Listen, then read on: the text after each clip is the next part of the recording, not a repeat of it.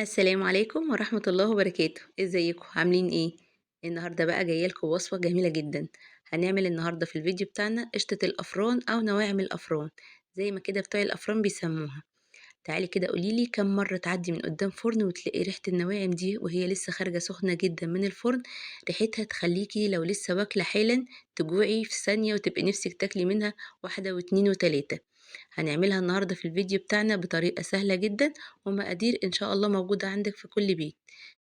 بس قبل ما نبدأ مع بعض الفيديو، ياريت لو عجبكم الفيديو تدوسوا لايك، ولو لسه ما اشتركتوش في القناة اشتركوا وفعلوا الجرس على الكل عشان يوصلكم أي فيديو جديد أعمله. وكمان لو بتتابعوني من صفحة الفيسبوك أتمنى تعملوا متابعة للصفحة علشان يوصلك أي جديد بعمله. وتعالوا بينا ندخل على المقادير وطريقة التحضير. في البداية دي مقادير لكيلو من الدقيق. أول حاجة بحب أختبر الخميرة خارجيا. معايا كده كيس من الخميرة الفورية دوبته في كوباية كبيرة من المية الدافية، وحطيت عليهم 5 معالق سكر صغيرين. المعلقة اللي أنا بعمل بيها دي معلقة صغيرة.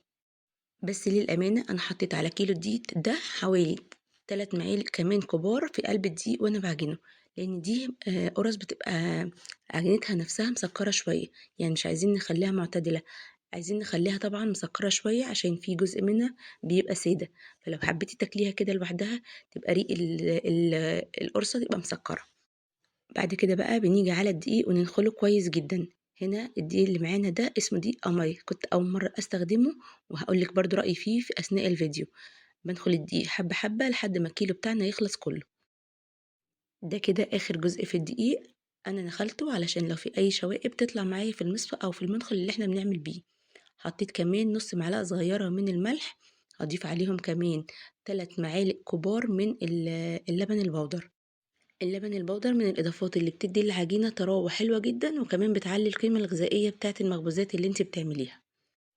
هنعجن بقى في العجان أو على ايدينا. الأول كده بنقلب المكونات الجافة مع بعضها، وبمجرد ما تختلط بننزل عليهم بكوباية من السمنة أو الزبدة المتدوبة. من أحلى الحاجات في النواعم دي إن انت بتعمليها بأي نوع سمنة عندك متوفر في البيت. يعني ما بنشترطش خالص إن هي تكون بسمنة فلاحي، يعني مش زي القرص اللي هي بتاعت الفلاحي الطرية الجميلة بتاعتنا دي. لا، دي قرص سهلة جدا في مقاديرها، وكمان بتبقى بسيطة جدا في مكوناتها.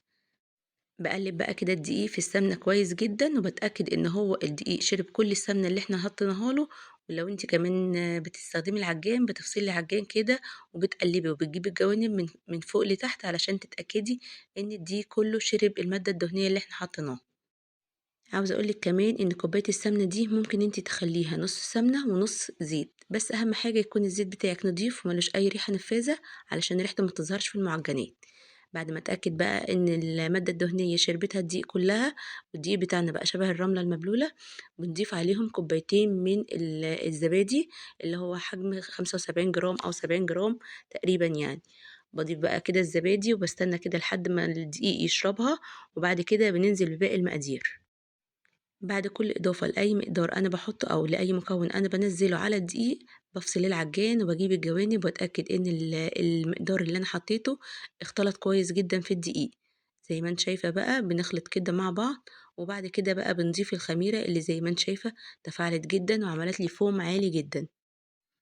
بنشغّل العجان وبنفضل نعجن في العجينة لحد ما تدّيني عجينة طرية وناعمة وتكون ما بتلزقش في إيديكِ.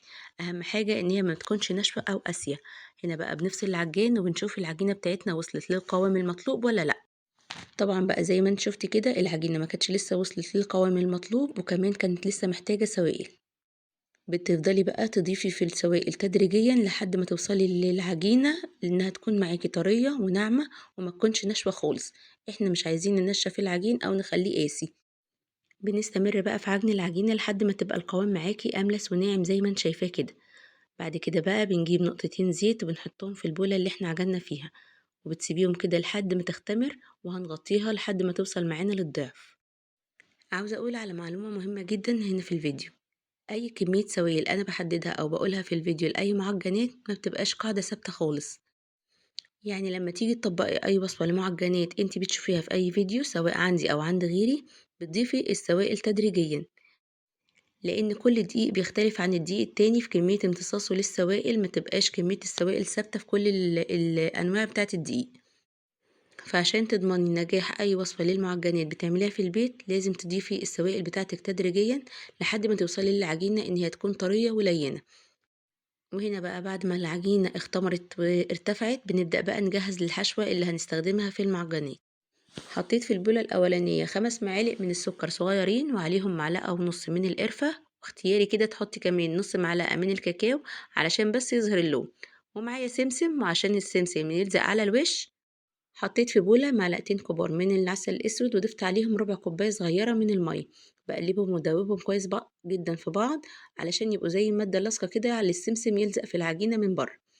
بتيجي بقى هنا للعجينة بناخد عجينة بحجم ليمونة كبيرة شوية، وبنبدأ نفردها كويس جدا بإيدينا، وبتخلي النص أعلى شوية من الأطراف، بترققي الأطراف أكتر من النص. وبعد كده بقى بتحطي من الحشوة بتاعتك وبعدين بنغطسها في قلب المية بالعسل، ونروح بقى منزلينها في السمسم. هتاخد معاكي كمية حلوة جدا من السمسم، وبنروح حاطينها بقى في الصاج، والصاج بتاعنا يكون مدهون بمادة دهنية حاجة بسيطة جدا. وبعد كده بقى بنسيب مسافات بين كل واحدة والتانية علشان تختمر فيها. هنعمل بقى كل كمية الدقيق بنفس الطريقة، بناخد كده من الحشوة ونحط كده في العجينة من النص، وزي ما قلتلك العجينة تكون تخينة شوية من النص، وبترققي الحراف خالص، لازم تقفلي عليها كويس جدا. وبعد ما تحطيها في المية بالعسل وكمان بتغطسيها أو تنزليها في السمسم، بتديها ضغطة بسيطة جدا وهي في قلب الصاج علشان ما تبقاش عالية لفوق. بعد كده بقى بنخلص كل الكمية بنفس الطريقة، وتعالي أوريكي كمية القرص أو النواعم اللي احنا عملناها طلعت قد ايه من كيلو دقيق بس. هكمل بقى كمية العجينة كلها بنفس الطريقة، وتعالي كده نشوف احنا عملنا كام قرصة وعملت كام صاج من العجينة دي. ما شاء الله كيلو الدقيق عمل لي حوالي كده 48 قرصة بالظبط من النواعم بتاعة السكر دي. عملت كمان من النواعم دي صينية كده في الآخر تكون سادة من غير أي حشوة في النص، وباجي كده بدهن الوش بتاعها من العسل والمية اللي كان معانا علشان يديني لون احمر وموحد في كل القرصة او في كل القطعة بتاعت النواعم. عايزة اقولك ان القرصة دي اسمها في الافران نواعم او اسمها قشطة الافران، بتبقى طعمها حلو جدا وسهلة قوي، وكمان ممكن تعمليها بطريقة بسيطة جدا. حتى لو انت مش عايزة تعمليها بحشوة قرفة وسكر تقدري تعمليها سادة زي ما انا عملت في الاخر كده، بتديكي طعم حلو جدا تفطري بيه او تاكليه في اخر الليل كده مع كوباية شاي أو شاي بلبن، بتبقى ممتازة. وده شكل النواعم بتاعتنا أو القشطة بتاعتنا بعد ما خرجت من الفرن واستوت وخدت لون ذهبي من فوق ولون ذهبي من تحت. وهقولك بقى على طريقة التسوية علشان توحدي اللون بتاعها وتطلع معاكي زي الأفران بالظبط. أول حاجة بنسخن الفرن على درجة حرارة عالية مدة ما تقلش عن 10 دقايق أو ربع ساعة.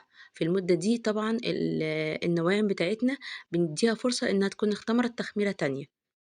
بننزل كمان شبكة الفرن من الرف الأوسط رف واحد أقرب للنار. بعد بقى ما نتأكد إن الفرن بتاعنا سخن كويس جدا وكمان النواعم تكون اختمرت، بناخد أول صاج احنا نكون شكلناه وهو دوت اللي بندخله الفرن.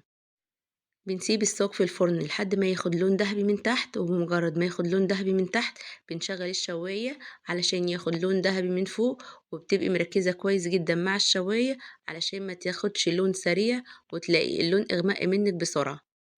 وأول ما قشطة الأفران بتخرج معاكي من الفرن بتكوني مجهزة بخاخ من المية، وبعدين بتبخي الصاج اللي انتي طلعتيه وبتغطيه بقماشة نضيفة أو بفوطة نضيفة علشان تبقى معاكي طرية وترجع طرية تاني، لأن القرص أول ما بتطلع من الفرن بتحسي إن هي ناشفة، فبقى بنغطيها وبنديها البخاخ من المية ده علشان ترجع تطرى تاني.